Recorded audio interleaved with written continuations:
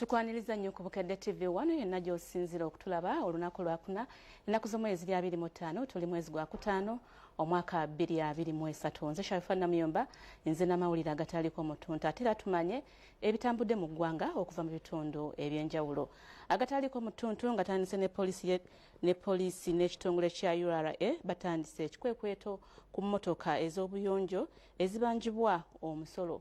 Ku mulundi guno URA ezenne kompyuta ku nguudo ng'amaanyi esinze kugassa ku nnamba z'ebitongole. Katubirabe. Poliisi y'ebidduka ng'eri wamu n'ekitongole kya URA ekiwooza omusolo mu ggwanga batandise ekikwekweto ku nguudo ez'enjawulo okwetoola eggwanga lyonna okufuuza mmotoka zonna ezibanjibwa n'ezo ezitannaba kutuukiriza byetaago kyokka nga ziri ku nguudo.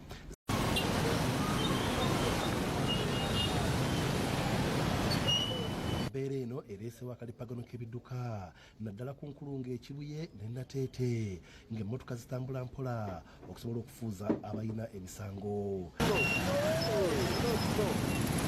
Emmotoka ezisinza okussibwako essira zeezo zokka zirina ennamba ez'ebitongole ssaako n'ezo eza ssekinnoomu ng'ezirina amannya.